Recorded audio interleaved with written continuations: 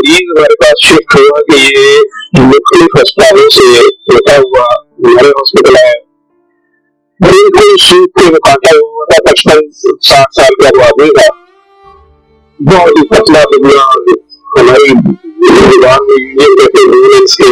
पानी की शीत से नहीं लग रहा।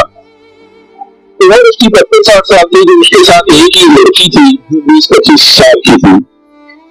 और वो अपने आप को उसकी बीवी बताती थी।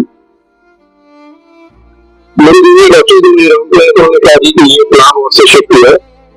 इसको 4 महीने से शदीद दस्त लगे हुए, वो कुछ भी खाता है तो उसको दर्द ही लग जाता है, और इसके सारे टेस्ट हो गए हैं, डिस्ट्रोस्कोपी, एंडोस्कोपी, बायोप्सी, हर चीज, इसे कुछ नहीं आ रहा, दिलचस्पी से। लेकिन अब इसकी हालत इतनी बिगड़ गई है कि ये आईसीयू में शिफ्ट हो गए, वेंटिलेशन के लिए हुआ है, और इसको कोई दवाई काम नहीं कर रही है। बल्कि जूनियर ने मुझे कहा कि जिस वार्ड से शिफ्ट हुए वहां किसी ने डॉक्टर है उन्होंने तंज बताया कि डॉक्टर साहब को है सुनते मान सुनाना, ना तो टेस्ट में कुछ आ रहा है और ना कुछ आ रहा है, खराब मां से ऐसे है। जो हिस्ट्री होती है, अब जो डॉक्टर्स कॉमन चीजें होती है वो सारे पूछते हैं। बच्चों ने मुझे बताया डॉक्टर ने कि शुगर है, ये नहीं, वो नहीं, क्या नहीं। मैंने कहा कि इसका एड्स का टेस्ट करा लें। बच्चों ने कहा कि जी पिछले साल इसका एड्स का टेस्ट हुआ, हॉस्पिटल में हुआ था, तब भी इसको इसी तरह आइडिया लगा था और वो नेगेटिव है। और लेकिन पिछले साल फिर ये दर्जा ठीक हो गया था 2-3-4 माह तक, ये बहुत बेहतर हालत में हो गया था, लेकिन अब फिर इसको 4 माह से हो रहा है और अब इसकी ये हालत हो गई है कि बेहोश था वो। खैर वेंटिलेटर भी करा गया, लेकिन मैंने फिर भी उसका एड्स का टेस्ट भेज दिया, बेहोश नहीं था।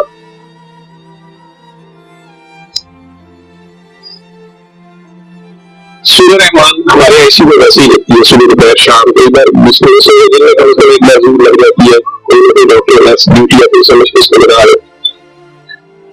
वो भी लग रही थी सारे पेशेंट्स को। यहाँ तक जितनी मेरी यादाश्त साथ देती है कि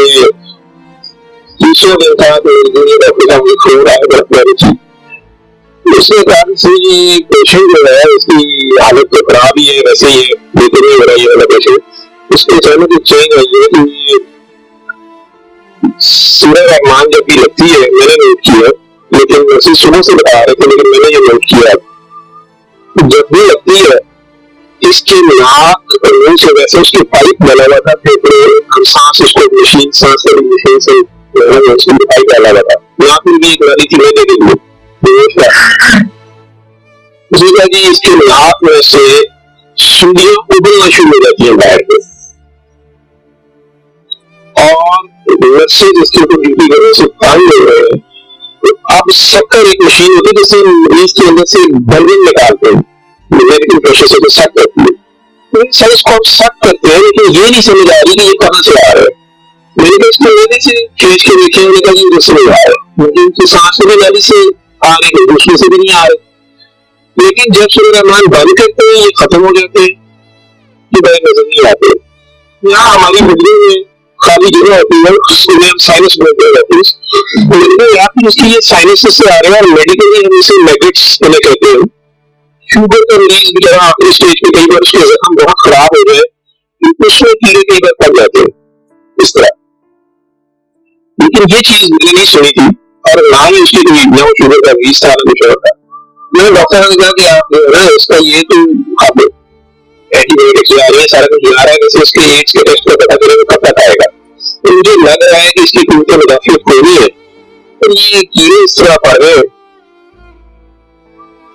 लेकिन उसके अलावा कोई रिश्तेदार इसका है ही नहीं है, और वो कोई चीज ला भी नहीं, दवाइयां भी हमने खुद अपने फंड से शुरू करनी है,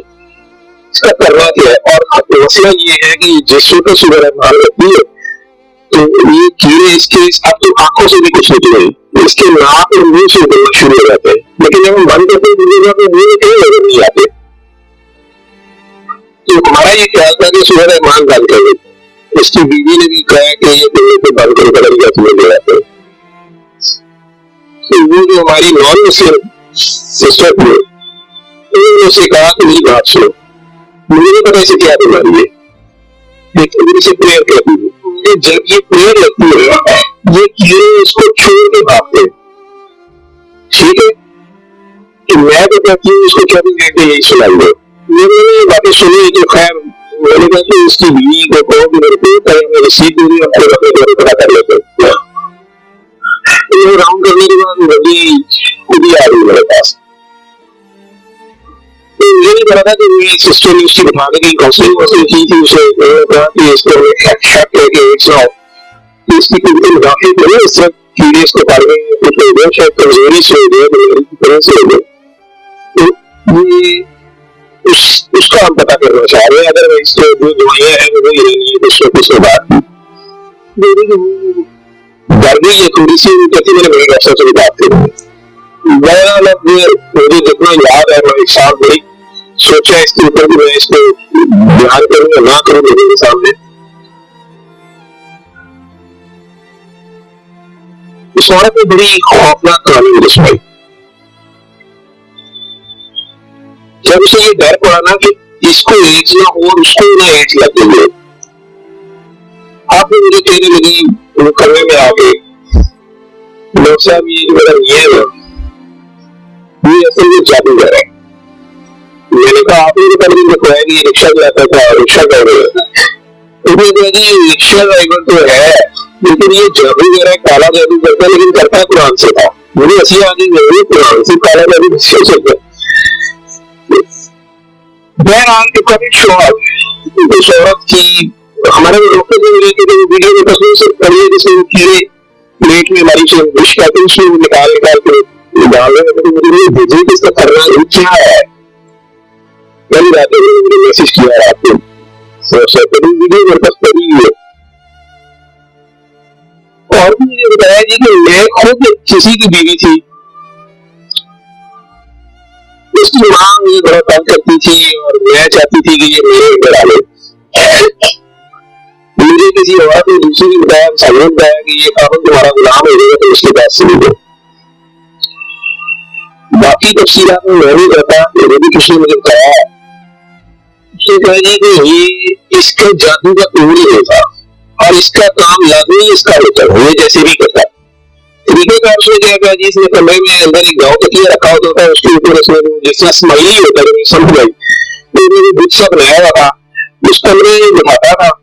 और वो लोगों को पहले जो कुरान भी पढ़ने करता था, कुछ करता था, फिर उनकी बात सुनता था, सारा करता है। फिर वो मुझे उसका तरीका वारदात सही है वो दे देता। उसने कहा कि जो गैरतमंद होता था ना, वो दीवाना औरतें मेरी दीवानी होती थी। ठीक है, ये जान लड़के लड़की है कि मेरी वहां शादी हो जाए, वहां हो जाए, तलाक हो जाए, कई लड़के आते थे। तो जो उसमें सबसे बड़ी बात मुझे बताई, बड़ी खलील उसकी हरकत थी, इस्लाम से मिल नहीं सकता। उसने कहा कि ये इन औरतों को और अपने बारे में उसने कहा कि मैंने भी ये गलती की, मेरे से भी ये गुनाह हुआ, लेकिन मुझे गुनाह से आपको इतना नहीं पता था। तो ये पहले तकिए को सजदा कराता था, खुद उसके पीछे खड़ा होता था।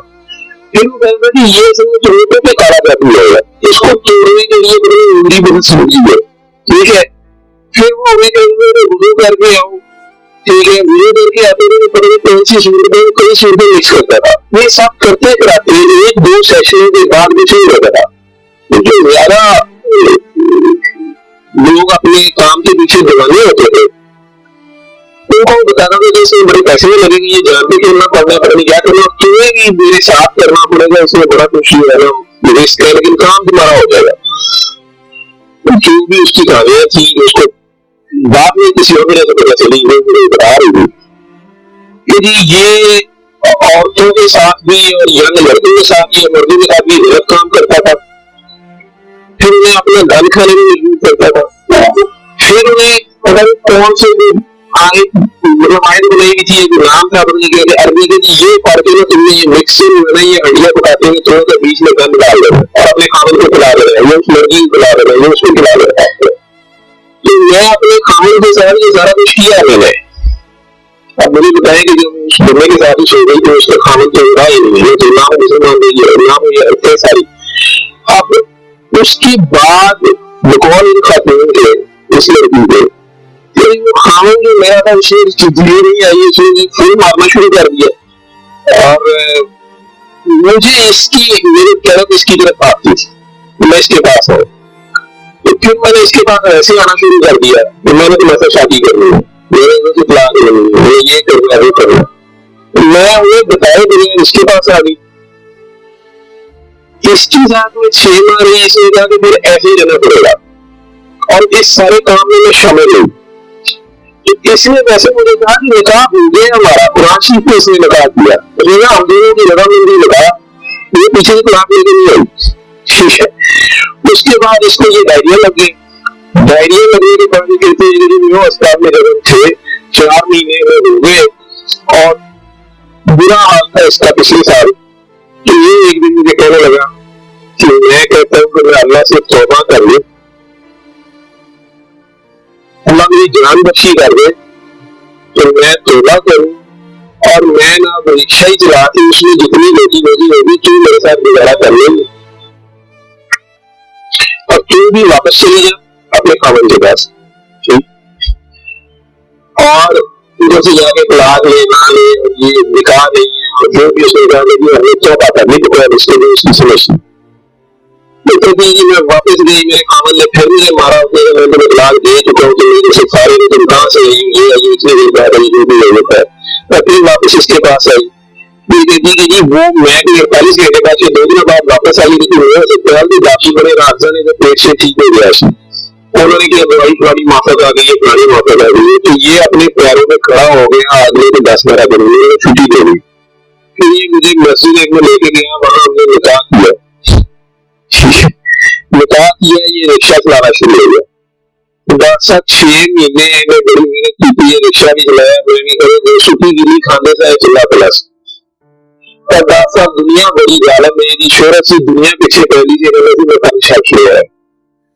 तो डॉक्टर साहब फिर एक बच्ची आई जो बड़ी सोनी सी, तो बड़ी रोंदी सी, पता नहीं की मसला थी, डॉक्टर साहब ने फिर काम शुरू कर दिया,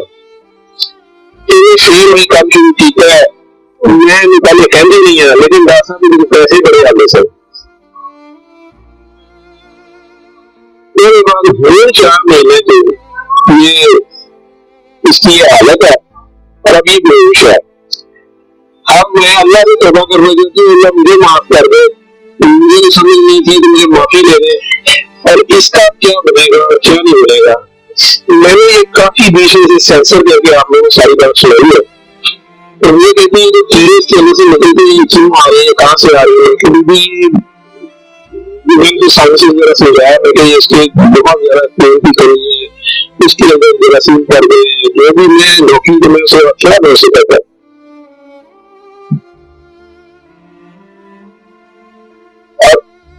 उस वक्त सारी बात सुना दी तो उसने बहुत अंदर से निकाली, और मुझे कहती है जी मेरे पेट में तो इसको HIV की बहुत ही गया कि अफसर को आगे जो क्योंकि वाकई में पूछती रही, मुझे फिर आगे पूछो, मैं दसे मेरे खामन जी अपने नहीं करा, तो डॉक्टर मेरे हाथ भी मेरे को बोले मैंने तो बीमारी होगी, मैं सुनते में आपसे होगा, मैं कभी आप भी सुने, साथ भी सुने, मैं आपको क्या कह सकता है। एक दिन बहुत जिंदा रहा मिला, मर गया, आखिर तक उसके कीड़े आते रहे उसी तरह, जब भी वो रहमान रखेगी तो ऐसे उन्होंने जैसे ऊपर के बाहर पे नाक से उसके मतलब ये नहीं होते कि आप अपनी साइड में कर दें, मैंने कहा कि सत्तर में शुरू रख के उससे सफर में छक करते थे, उसको सारा मशीन में जाते थे, उसकी नाक से मुंह से, और आखिर में वहां भी उसकी देखने के लिए भी तैयार नहीं थी। मैंने भी तो बता दी तो आपने लेके जाना मास्क को इसमें क्या कर सकते हैं, अल्लाह जाने की इंसान पर बाहर मेरे हॉस्पिटल में तो मुसलमान ना जादू कर सकता है, अगर जादू वाला इन्होंने कहीं से सीख भी होता है या अपने तरीके को समस्या कर रहा है तो मुसलमान नहीं रहा। कुरान को भी लोग मिसयूज करते हैं, नापाक हालतें गलत तरीके से बड़ा कुछ करते हैं, और कई बार हम नासमझी में भी अपना सारा बढ़ाते हैं, समझ नहीं होती है हम चीजें करते हैं। कुरान खुद कह रहा है इससे नियमन के लिए शिफा रहता है और जालिम इसी में से अपने लिए खसारा बढ़ाते हैं, अपनी जान को गरम करना नहीं होता है। तो अव्वल तो मुसलमान जादू न कर सकता है, ना किसी दूसरे को करवाता है, अगर दूसरे को भी करवाता है वो मुसलमान नहीं रहता। जब आप जादू के चक्कर में पड़ेंगे ये कुछ होता है, आप अल्लाह बनने की कोशिश कर रहे हो ना, आप अपनी मर्जी के रिजल्ट लेने की कोशिश कर रहे हो, ठीक है। माफी पूरी तरीके से अपने रिश्ते ज्यादा बड़ी बदबख्ती के अल्लाह के कलाम को मिसयूज करके इशारा करके तो मुसलमान नहीं रहता। मैंने उस दिन भी बताया था, बच्ची अमेरिका से फोन कर रही थी, आप लोगों के सामने यहाँ मैंने उसे पहले शायद बुलाया था, उसे दोबारा कलमा करवाया था, लेकिन उसको पता नहीं था यहाँ वहीं तो उससे यही काम करवाया तो मुसलमान रह नहीं गई थी और पागल चल रही उसकी चल रही थी, उनका आपस साथ हो जाता था ठीक ठाक कर लेंगे। उससे दोबारा से के आप कलमा पड़े, जिंदगी में अगर ऐसी कभी गलती कर दी है तो अल्लाह से माफी मांगे और दोबारा से कलमा मुसलमान हो। दूसरा, अगर आप मुझे किसी को वहम है कि आप लोगों को जाती है तो किसी बाबे के पास जाते नहीं है, ये जो फटाफट आप लोग कहते हैं कि जादू घर आते हैं, अभी जादू नबी की वजह से कभी हो गया था, नबी की वजह से उसको कैसे तोड़ा था, उन्हें क्या तरीका होता है, एक बार सूरह फलक एक बार सूरह नास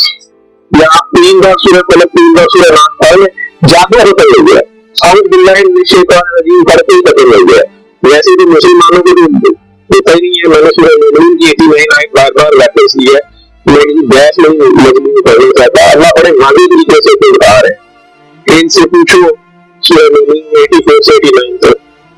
इनसे पूछो कि आसमान और जमीन का मालिक कौन है, ये सारा कुछ किसने बनाया है, कौन कहेंगे अल्लाह ने। इनसे पूछो तुम्हारी जिंदगी और मौत का चीज को कहेंगे अल्लाह ने। इनसे पूछो तो तुम कहाँ से जादू कर दिए जाते हो, जब आप चीज का मालिक वो है तो वही जादू तो कहाँ से हो जाता है, ये हमारी अपनी सोच में होता है। 99% लोग तो सैंती के मरीज बने होते हैं